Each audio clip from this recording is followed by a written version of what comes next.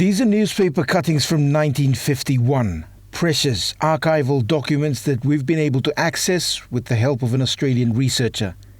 The coverage conveyed the intensity of the volcano disaster that killed more than 4,000 people in what used to be called Northern District. To say the disaster was traumatic is an understatement. Many who were brought in to assist in the relief efforts had just been through the Second World War, where they saw thousands killed on the battlefield. The war ended in 1945, just 6 years before the eruption. And without the benefit of counselling, the experiences added to their personal hardships.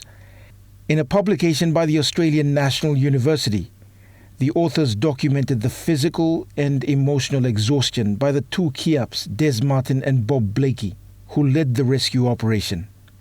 It said Martin and Blakey were recognized as being physically and emotionally exhausted after almost 3 weeks. Having been involved in the relief effort from the beginning, the two patrol officers were relieved from their duties at Popondetta and they returned to their permanent postings in Morobe. They never returned to the relief area at Lamington, but their experiences and those of many other people were unforgettable for the rest of their lives. Years later, Des Martin wrote about the horrors of the aftermath of the volcano. He said the bodies were too many to bury. They had walked into places where it was almost impossible not to step on dead, decomposing bodies. The experience was also tough for members of a detachment of the Royal Papua Constabulary. Barefoot and lightly clothed, they were ordered to shovel away the dead.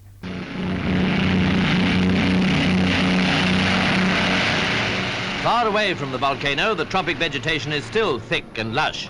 But as we approach the mountain, the vast scale of destruction caused by the recent eruptions becomes apparent. The country is scorched and lifeless. Great forest trees lie flattened in the path of the blast, and the human casualty figure is thought to be 5,000 at least. In the whole Mount Lamington eruption episode, there is very little in terms of documented history told from the Papua New Guinea side. The Northern Province Governor Gary Jufa says the provincial government will be allocating funding to begin an intensive process of documenting oral history before many of those in their 70s and 80s pass on.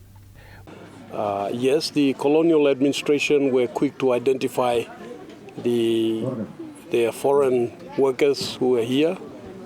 I believe there were 44 of them, but the number of people from Oro who passed on, or Papua New Guineans, I would say is 5,000 and above, anywhere ranging between 5,000 and 8,000. And to confirm this, I believe this project is necessary, where we can collect this information by interviewing those who were around at that time, and also asking the families to come forward and assist us by giving names of those who were lost, their loved ones. When researching this series of eruption-related stories, we came across names of people from different parts of Papua New Guinea. Many had only one name recorded in the long list of those who died. Many more have been forgotten by the generations here now. And this is a list of 18 members of a police detachment based at Higaturu, which was then a government headquarters. All 18 members from various parts of Papua New Guinea died in the eruption. The detachment commander, a Sergeant Major Kosipi, is remembered with a plaque placed in the center of Popondetta town. On the list of the dead, the police bugler, Constable Kuma, service number 5186 from Madang. Others came from the Eastern District, now Milne Bay, from the Western Province, Central, and some from what is now the Gulf Province.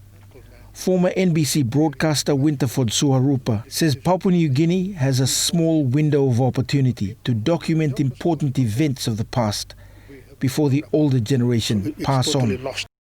For me to tell you a story would be a hearsay from what I hear.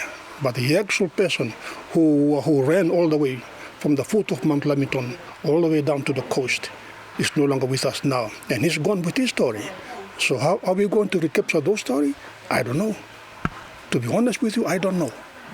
But people like me and others around the place could probably tell a story, but I don't know how true would that story be.